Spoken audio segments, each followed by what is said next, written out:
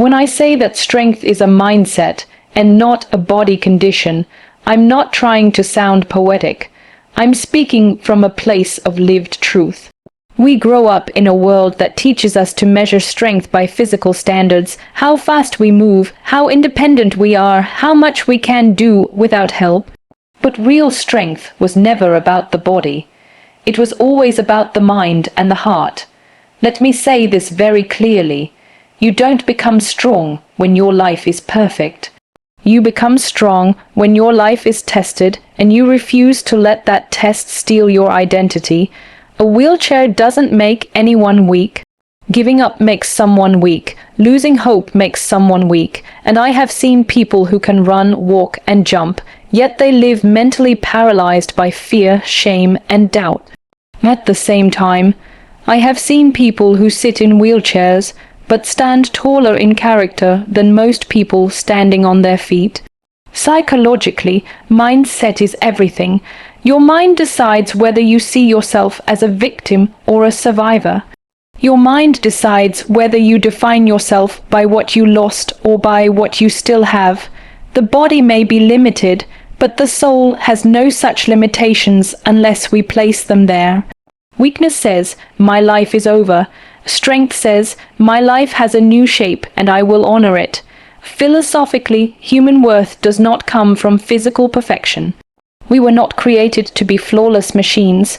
We were created to carry meaning, resilience, compassion, and purpose.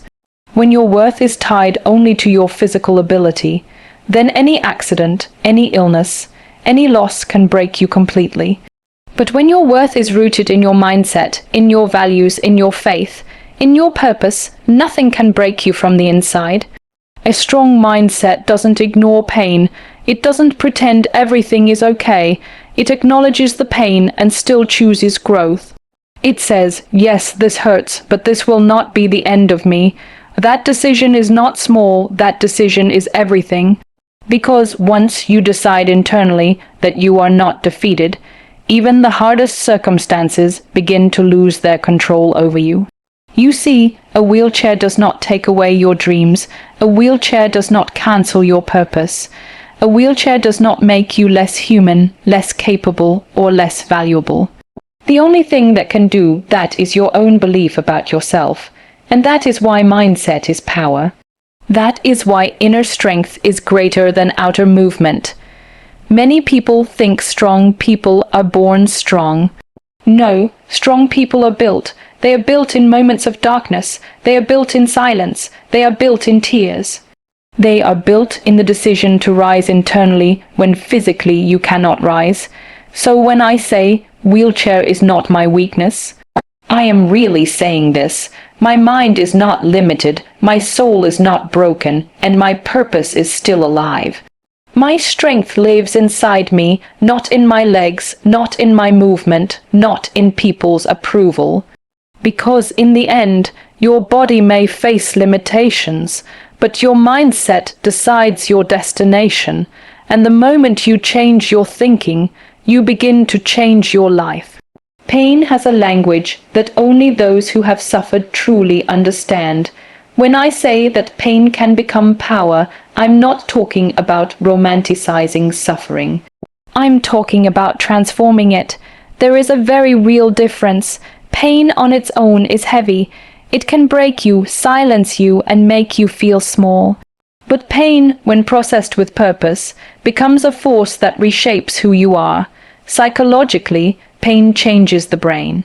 Trauma rewires the way we think, react, and see the world. But here's the truth most people don't hear. It can rewire you for strength as well. Your nervous system learns survival, your mind learns resilience, and your soul learns meaning. You don't come out of pain the same person. You either come out bitter or you come out better. And that choice, no matter how hard, always exists. Many people ask, why me? That's a natural question. It comes from shock and fear, but if you stay in that question for too long, it becomes a prison. The more powerful question is, what now? And not, why did this happen? But who will I become because this happened? That shift in thinking is where power is born. Philosophically, Pain strips life down to its essentials. It removes the illusions, the ego, the unnecessary noise. When everything comfortable is taken away, you finally see what truly matters. You start to understand your own strength. You discover depth in yourself that you never knew existed. Suffering becomes a teacher, not because it is kind, but because it is honest. Pain also creates empathy. When you have walked through darkness, you recognize it in others. You stop judging. You start understanding. You don't just speak from theory, you speak from scars, and scars, unlike wounds, are signs of healing. They are proof that you survived something that was meant to break you. When pain becomes power, you stop asking for easier lives and start asking for stronger hearts. You don't see yourself as cursed, you see yourself as shaped. You don't see your story as tragedy, you see it as testimony. And that shift alone changes the way you walk through the world. There is also a silent kind of power that comes from learning to sit with pain. Not running from it, not pretending it isn't there, just sitting with it and saying, "You are part of my story, but you are not the whole story." That level of emotional honesty is strength. That is courage, that is leadership, and let me make this clear. You don't need a big pain to be powerful. Everyone has a battle, everyone has a breaking point. Power isn't about comparison, it's about transformation. It's about what you do with what tried to destroy you. So when I say pain can become power, I'm saying this. Your darkest moments do not disqualify you, they develop you. Your wounds do not weaken you, they deepen you. Your struggles do not end you, or they build you. And the truth I want you to carry forward is simple and strong. Don't waste your pain, turn it into purpose. When we talk about destiny, most people think in terms of circumstances. Where you were born, what happened to you? What you lost, what you can no longer do. But here is the truth that life teaches in the most painful and yet powerful way. Disability does not define destiny. And I'm not saying this from theory. I'm saying this from understanding how the human spirit works. Psychologically, the moment something changes in your life, an accident, a diagnosis, a tragedy, your brain tries to write a new story about you. And very often, that story is full of fear. You are limited. You are less now. Your future is smaller. But that is not a fact. That is just a narrative, and narratives can be rewritten. Your destiny is not owned by your condition. It is shaped by your decisions. It is created by your mindset. It is built by your daily choices. Yes, your body might change. Yes, your abilities might shift, but your purpose does not evaporate with a diagnosis. Your worth does not decrease because of a scar. Your future does not die because of a wheelchair. Philosophically, human beings were never designed to be defined by what is visible. We are defined by what is internal: intent, resilience, faith, courage. A person walking on two legs can still live a directionless life. And someone sitting in a chair can live with a clarity of purpose that moves this world. What breaks people is not disability itself. What breaks them is accepting the lie that disability is the end. The lie that says, you can't dream anymore. The lie that whispers, your life is over. These are not truths. These are fears wearing the mask of reality. Destiny is not a straight line. It is not a smooth road. It is a journey of reinvention. You don't get to choose every event in your life, but you do get to choose what kind of person you will become because of those events. And that is power. That is control. That is freedom. You don't lose your gifts because your body changes. Your intelligence, your voice, your influence, your compassion, these don't sit in your legs or your arms. They live in your mind and your heart. A wheelchair does not silence your voice unless you allow it to. A diagnosis does not erase your impact unless you believe it does. When you understand this, you stop seeing yourself as broken. You start seeing yourself as redirected. Maybe the path you imagined is no longer possible, but a different path has opened. And sometimes that new path is more meaningful, more influential, and more powerful than the one you lost. Destiny is not found in comfort. It is found in courage. It is not written by ease. It is written by endurance. And disability, instead of being a wall, often becomes the fire that forges your character, sharpens your vision, and strengthens your soul. So, when we say disability does not define destiny, what we are really saying is this: I am not the sum of what happened to me. I am the result of what I choose to become after it, and the truth I want you to walk away with is this: your destiny is not limited by your condition, it is unlocked by your courage. Most people spend their lives looking for power outside themselves. They look for approval, titles, validation, applause. They wait for someone to tell them they are enough. But the truth, the uncomfortable and liberating truth, is that the real superpower has always been self-belief.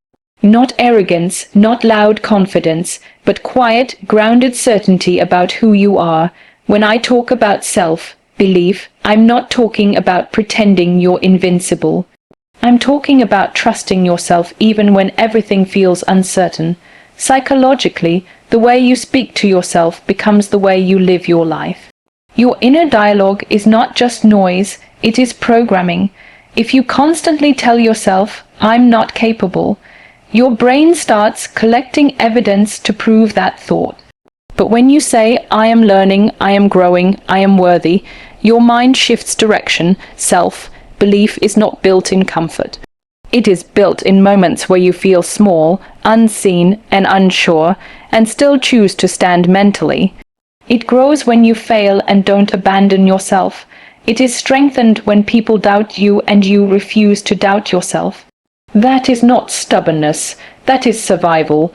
Philosophically, believing in yourself is not about ego. It's about responsibility. It's about accepting that you carry potential and that wasting it is a form of self-betrayal. When you don't believe in yourself, you give away your power to people who don't understand your journey. You let fear write your story. You let society decide your worth. And that is not how strong souls are meant to live. I have learned that self-belief is often born in silence. It comes from the private battles no one claps for, the tears no one sees, the moments when you look at your life and feel the weight of everything and still tell yourself, I will not quit on me. That is a sacred decision. That is strength in its purest form. People often think confidence comes from success. No, real confidence comes from survival.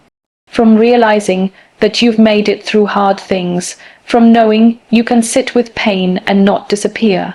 From understanding that even in your weakest moments, there is a version of you that is still breathing, still trying, still worthy. And here is something very important. Self-belief doesn't mean you will not feel fear. It means fear does not control your decisions. It means doubts may come, but they don't get the final word. It means your wheelchair, your scars, your past, your struggles, none of these get to define your value. When you truly believe in yourself, your life starts to change from the inside out. You stop begging for validation. You stop shrinking to make others comfortable. You stop apologizing for existing. You start speaking with clarity. You start moving with purpose. You start living with intention. Self-belief is not a luxury. It is a necessity. It is what allows you to stand when the world tries to break you. It is what pushes you forward when life tries to pull you back. It is what turns limited circumstances into limitless spirit. So if there is one thing I want you to understand, it is this: you don't need permission to believe in yourself. You don't need approval to own your worth. You don't need a perfect life to have powerful faith in who you are. Because at the end of the day, the strongest people are not the ones with the loudest voices. They are the ones who never gave up on themselves, even in silence. In a world that is constantly trying to tell you to be impressive, to be extraordinary, to be celebrated, there is a quieter and much more powerful purpose that often gets ignored to inspire. There is a deep difference between wanting to impress people and wanting to give them strength. One feeds the ego, the other heals the heart. When you live for applause, your worth becomes fragile. It rises and falls with other people's opinions. One compliment can lift you, and one criticism can break you. Psychologically, this creates a very dangerous cycle. You stop asking, "Am I living with truth?" and start asking, "Am I being noticed?" That is not power. That is dependency. But when your goal is to inspire, everything shifts. You no longer live to be seen, you live to be felt.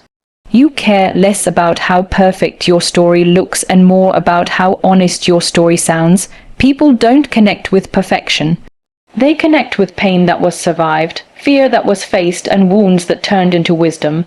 Philosophically, the human soul is not designed to compete, it is designed to connect. Inspiration is connection. It is when your story becomes someone else's courage. It is when your struggle gives another person permission to stand up inside themselves. That kind of impact cannot be measured by likes, awards, or praise. It is measured by silent strength growing in hearts you may never meet. When you choose to inspire instead of impress, you stop performing and start healing. You stop hiding your scars and start using them as proof that healing is possible. You stop creating an image and start living a message. That is where authenticity is born. Real influence is never loud. It is deep. It changes how people think. It changes how people see themselves. And sometimes it changes how people survive their darkest nights. That is not a small thing. That is sacred work. I have learned that people don't need to be amazed. They need to be understood. They need to feel seen. They need to know that their pain is not strange, that their fear is not crazy, that their struggle does not make them weak. When you speak from truth, not performance, you give people something far more valuable than motivation. You give them permission to hope. There is also humility in inspiration that does not exist in impression. When you seek to impress, you stand above people. When you seek to inspire, you stand with them. You tell them, "I'm not better than you. I've just walked through fire and learned how to breathe." That creates trust. That builds bridges.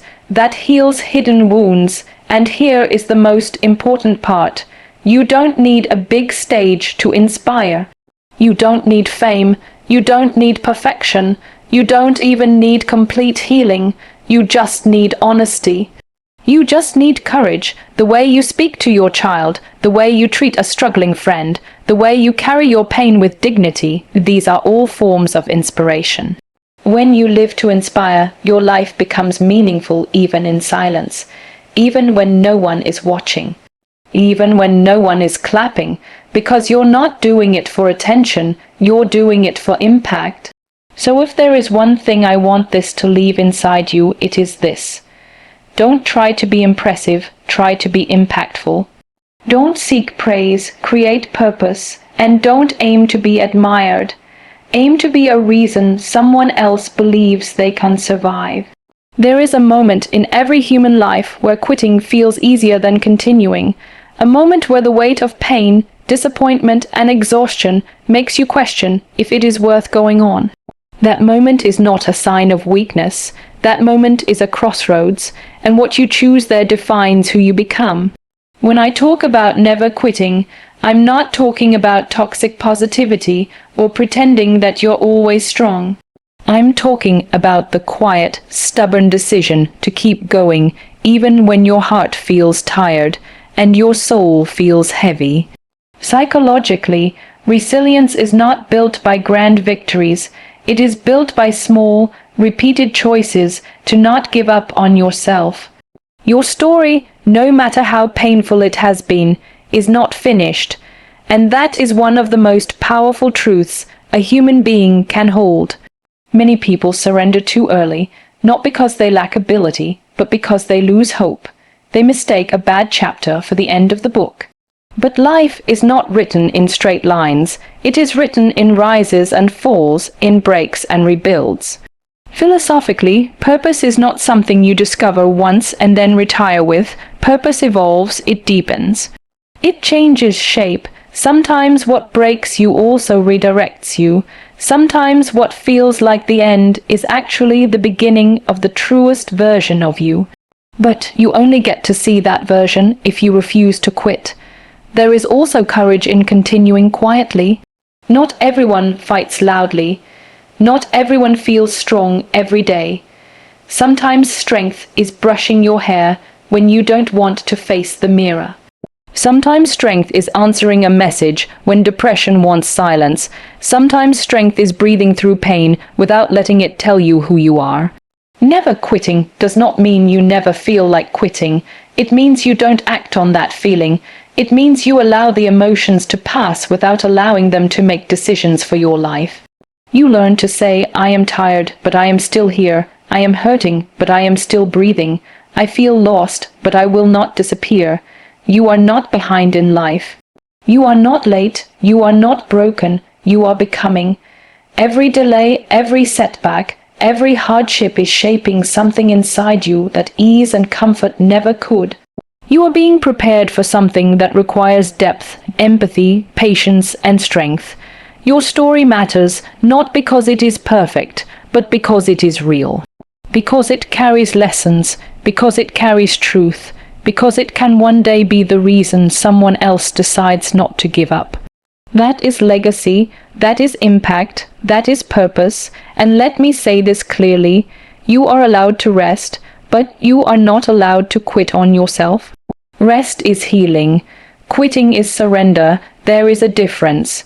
You may slow down, but you are not done. You may feel broken, but you are not finished. So carry this with you. Your life is still being written, your strength is still growing, and your purpose is still unfolding. And if you remember nothing else, remember this one thing. Don't quit before the miracle happens, because your survival today might be someone else's hope tomorrow.